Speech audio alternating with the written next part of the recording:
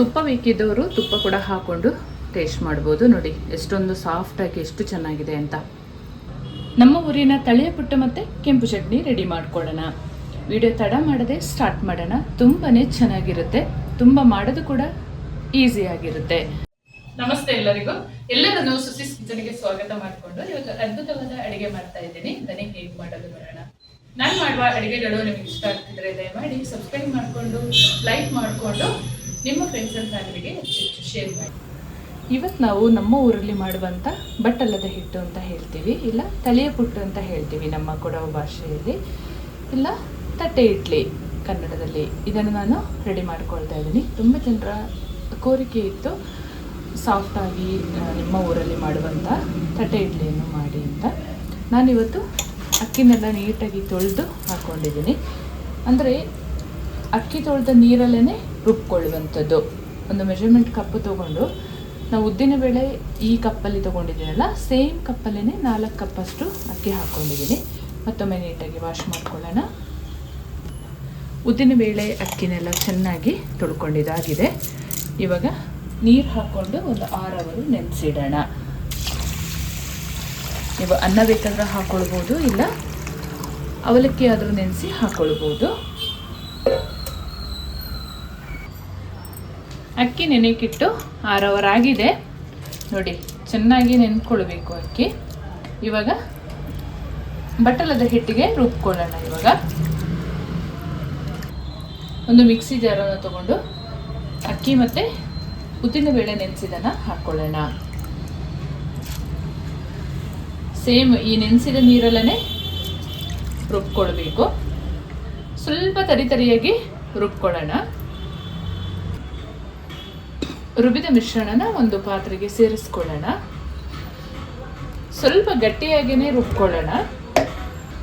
Same mixie ಜಾರಿಗೆ 1 ಕಪ್ಪಷ್ಟು ಅನ್ನ ಹಾಕ್ಕೊಳ್ತಾ ಇದ್ದೀನಿ. 2 ಚಮಚದಷ್ಟು ಸಕ್ಕರೆ ಸೇರಿಸ್ಕೊಳ್ಳೋಣ.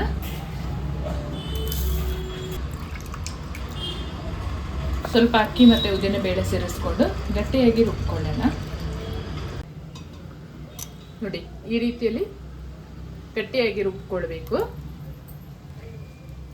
ಈ ಅನ್ನ ಹಾಕಿದರೆ ಸೋಡಾ ಪುಡಿ ಅಂತ ಹಾಕೋದು ಬೇಡ, ತುಂಬಾ ಚೆನ್ನಾಗಾಗುತ್ತೆ. ಮತ್ತು ಸಕ್ಕರೆ ಕೂಡ ಹಾಕಿದ್ದೀವಲ್ಲ, ನೀವು ಒಂದ್ಸಲ ಟ್ರೈ ಮಾಡಿ ನೋಡಿ. ಎಲ್ಲವನ್ನು ಸೇಮ್ ಒಂದು ವಿಧಾನದಲ್ಲಿ ರುಬ್ಕೊಳ್ಳೋಣ. ಫೈನಲ್ ಆಗಿ ಎಲ್ಲ ಹಿಟ್ಟನ್ನು ರುಬ್ಕೊಂಡಿದ್ದಾಗಿದೆ.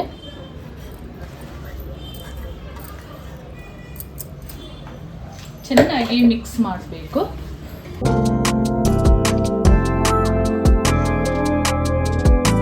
ಈ ಬಟ್ಟಲದ ಹಿಟ್ಟಿಗೆಲ್ಲ ಚಟ್ನಿ ತುಂಬ ಚೆನ್ನಾಗಿರುತ್ತೆ. ಕೆಂಪು ಚಟ್ನಿ ಎಲ್ಲ ಮಾಡಬೇಕು. ಬಟ್ಟಲದ ಹಿಟ್ಟೆಲ್ಲ ಮಾಡಿದರೆ ನಾನ್ ವೆಜ್ ಜೊತೆ ತುಂಬಾ ಸೂಪರಾಗಿರುತ್ತೆ. ನಾನ್ ವೆಜ್ ತಿನ್ನದವರು ಇದನ್ನು ಕೆಂಪು ಚಟ್ನಿ ಜೊತೆ ಟೇಸ್ಟ್ ಮಾಡಬೇಕು. ತುಂಬಾ ಅದ್ಭುತವಾಗಿರುತ್ತೆ. ಚಟ್ನಿ ಕೂಡ ನಾನಿವತ್ತು ತೋರಿಸ್ತೀನಿ. ಈಗ ಉಪ್ಪೆಂತ ಹಾಕ್ಕೊಳ್ಳೋದು ಬೇಡ. ಬೆಳಿಗ್ಗೆ ಇದನ್ನು ನಾವು ಯಾವಾಗ ಬಟ್ಟಲದ ಹಿಟ್ಟು ಮಾಡ್ಕೊಳ್ತೀವಿ ಆವಾಗ ಉಪ್ಪು ಹಾಕ್ಕೊಂಡು ತಿರುಗಿಸ್ಕೊಂಡು ಮಾಡಿಕೊಂಡ್ರೆ ಆಯಿತು. ಚೆನ್ನಾಗಿ ಫರ್ಮೆಂಟೇಷನ್ ಆಗೋಕ್ಕೆ ಬಿಡಬೇಕು. ಸ್ವಲ್ಪ ಬೆಚ್ಚಗಿರುವ ಪ್ಲೇಸಲ್ಲೇ ಇಡಬೇಕು. ಇಡ್ಲಿ ಹಿಟ್ಟಾಗಲಿ ಅಥವಾ ಈ ಥರ ಬಟ್ಟಲದ ಹಿಟ್ಟೆಲ್ಲ ಕಡ್ದಿಟ್ರೆ ಸ್ವಲ್ಪ ಬೆಚ್ಚಗಿರುವ ಪ್ಲೇಸಲ್ಲಿಟ್ಟರೆ ಚೆನ್ನಾಗಿ ಅದು ಬೆಳೆದು ಬರುತ್ತೆ. ಚೆನ್ನಾಗಿ ಮುಚ್ಚಿ ಇಡೋಣ ಫರ್ಮೆಂಟೇಷನ್ ಆಗೋಕ್ಕೆ. ಒಂದು 8 ಅವರೆಲ್ಲ ಇಟ್ಟರೆ ತುಂಬಾ ಚೆನ್ನಾಗಾಗುತ್ತೆ. ಚೆನ್ನಾಗಿ ಫರ್ಮೆಂಟೇಷನ್ ಆಗಿದೆ. ಇವಾಗ ಉಪ್ಪು ಹಾಕ್ಕೊಂಡು ಮಿಕ್ಸ್ ಮಾಡ್ಕೊಳ್ಳೋಣ.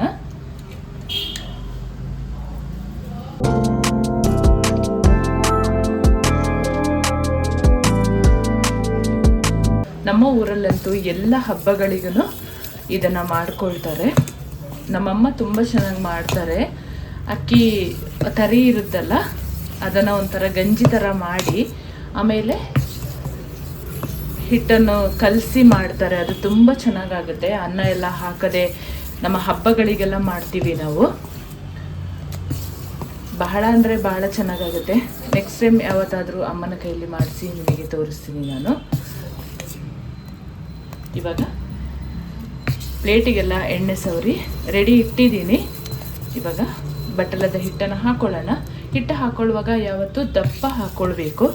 ತೆಳ್ಳಗೆ ಹಾಕ್ಕೊಂಡ್ರೆ ಈ ತಲೆಯ ಪುಟ್ಟ ಏನಿದೆ ಅದಷ್ಟು ಚೆನ್ನಾಗಾಗಲ್ಲ. ತುಪ್ಪ ಸವರಿದ ಪ್ಲೇಟಿಗೆ ಬಟ್ಟಲದ ಹಿಟ್ಟನ್ನು ಹಾಕ್ಕೊಳ್ಳೋಣ.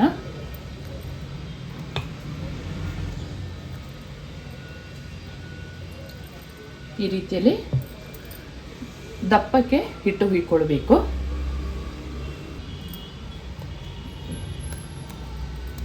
ಒಂದು 3ರಿಂದ 4 ಸೌಟಷ್ಟು ಹಾಕ್ಕೊಳ್ಬೇಕು. ಪ್ಲೇಟ್ ದೊಡ್ಡದಿದ್ರೆ ನೋಡ್ಕೊಳ್ಳಿ, ನಾನು ಸ್ವಲ್ಪ ಸಣ್ಣ ಪ್ಲೇಟನ್ನು ತಗೊಂಡಿದ್ದೀನಿ. ಈ ಥರ ಸ್ಟ್ಯಾಂಡ್ ಇರುತ್ತಲ್ಲ, ಅದಕ್ಕೆಲ್ಲ ಪ್ಲೇಟನ್ನು ಸೆಟ್ ಮಾಡ್ಕೊಳ್ಳೋಣ.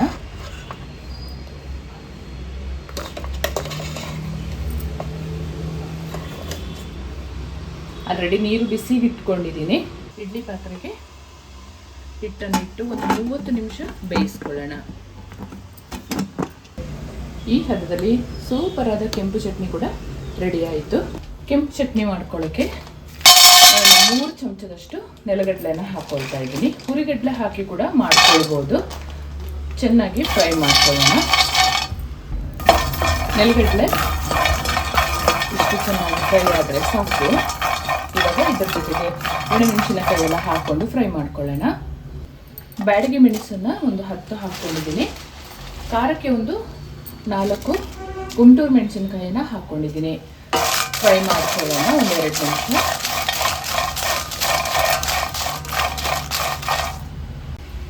ಸ್ವಲ್ಪ ಹುಣಸೆ ಹಣ್ಣನ್ನು ಸೇರಿಸ್ಕೊಳ್ತಾ ಇದ್ದೀನಿ.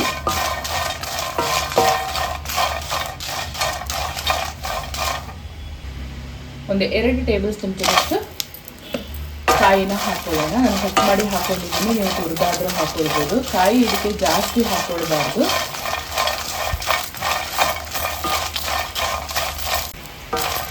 ಇಷ್ಟ ಆದರೆ ಸಾಕು. ಸಣ್ಣಗಾದ್ಮೇಲೆ ರುಬ್ಕೊಳ್ಳೋಣ. ಒಂದು ಮಿಕ್ಸಿ ಜಾರಿಗೆ ನಾವು ಹುರಿದ ಪದಾರ್ಥನೆಲ್ಲ ಹಾಕ್ಕೊಂಡು ಗ್ರೈಂಡ್ ಮಾಡ್ಕೊಳ್ಳೋಣ.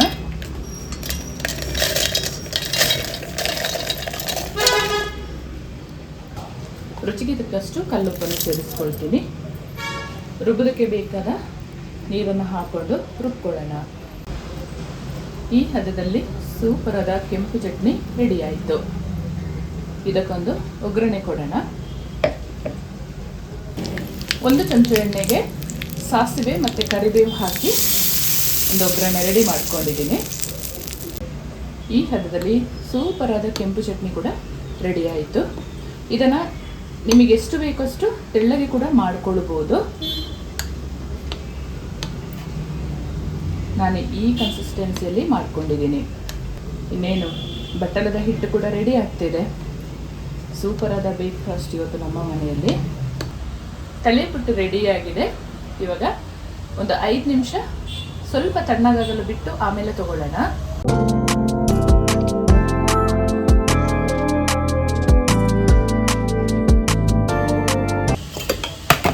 ನೋಡಿ, ಈ ರೀತಿಯಲ್ಲಿ ನಮ್ಮ ಬಟ್ಟಲದ ಹಿಟ್ಟು ರೆಡಿಯಾಗಿದೆ.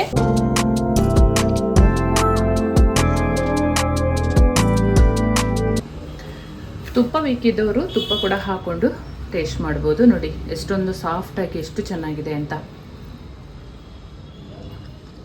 ತುಂಬನೇ ಸೂಪರ್ ಆಗಿದೆ.